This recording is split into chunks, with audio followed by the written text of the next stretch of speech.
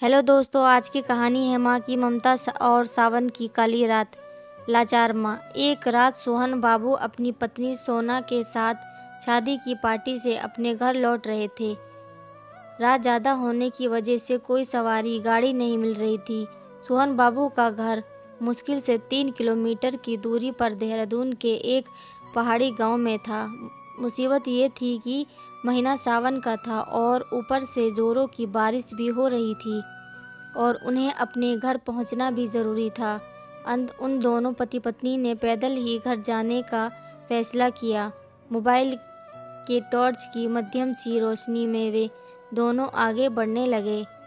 वे अभी आधी दूरी ही तय कर पाए थे कि जोर से बिजली चमकी और बिजली की रोशनी में एक औरत का साया दिखा जो ठीक उनके सामने खड़ी थी। इस सुनसान सी सड़क पर रात के अंधेरे में अकेली औरत को देखकर उन्हें डर लगा और मन में तरह तरह के विचार आने लगे कि कहीं ये कोई खैर जो भी हो देखा जाएगा। ऐसा सोचते हुए उन दोनों ने अपने कदम आगे बढ़ा दिए, लेकिन बिजली अब बार बार लगातार चमकने लगी थी और उस बिजली की चमक में वो औरत दूर से ही साफ साफ दिख रही थी। वो औरत उन्हें रोकने का इशारा कर रही थी। उसे देखकर सोहन बाबू की पत्नी की तो हालत ख़राब हो रही थी, लेकिन सोहन बाबू को अब लगने लगा कि ये औरत शायद कोई मुसीबत में है। सोहन बाबू जब रुके तो वो औरत उनसे हाथ जोड़ते हुए बोली, भाई साहब प्लीज़ मेरी मदद कीजिए। तेज़ बारिश और पहाड़ी ढलान होने की वजह से मेरी गाड़ी का एक्सीडेंट हो गया है। मेरी गाड़ी इस पहाड़ी ढलान से नीचे गिर गई है। उसमें मेरी 1 साल की मासूम बच्ची है। प्लीज़ आप दोनों उस बचा लीजिए। इतना कहते ही वो औरत आगे आगे चलने लगी और ना चाहते हुए भी सोहन बाबू अपनी पत्नी के साथ उस अजनबी औरत के पीछे पीछे चलने लगे। लेकिन एक अनजान भय से उन दोनों का दिल जोर जोर से धड़क भी रहा था। जैसे ही वो दोनों पहाड़ी से नीचे उस गाड़ी के पास गए तो उन्होंने देखा कि गाड़ी में एक प्यारी सी मासूम बच्ची रो रही है। सोहन बाबू ने बच्ची को गाड़ी से निकाला तो पाया कि बच्ची बिल्कुल ठीक है। सोहन बाबू ने उस बच्ची को अपनी पत्नी की गोद में दे दिया।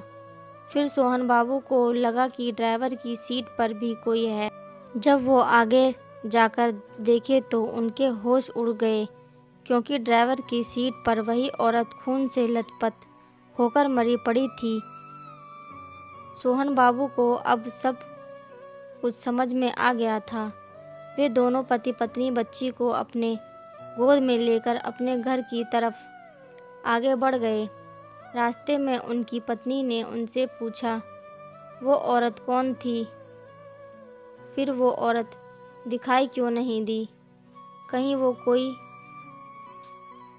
सोहन बाबू बोले, वो एक माँ थी, मर कर भी अपने बच्चों के लिए तड़पती है जो वही एक माँ थी वो। सोहन बाबू की ये कहानी सुनकर मेरी आंखों से आंसू निकल गए हैं। दोस्तों, अगर कोई मुसीबत में हो तो उसकी ज़रूर सहायता करें। क्या पता हमारी एक छोटी सी कोशिश किसी की ज़िंदगी में बाहर ला दे। ये छोटी सी कहानी हर एक माँ की ममता को समर्पित है। तो दोस्तों, कैसी लगी आपको ये कहानी? प्यारी सी कहानी हमें ज़रूर बताएं। दोस्तों, अगर आपको हमारी कहानियाँ पसंद आती हैं तो हमारे चैनल को सब्सक्राइब और लाइक ज़रूर करें और हमारी वीडियो देखने के लिए हमारे चैनल को ज़्यादा से ज़्यादा सब्सक्राइब करें। आपको हमारी कहानियाँ कैसी लगती हैं हमें कमेंट के ज़रिए बताएं और हमारे चैनल को दिल से सपोर्ट करें और लाइक और शेयर ज़रूर करें। धन्यवाद।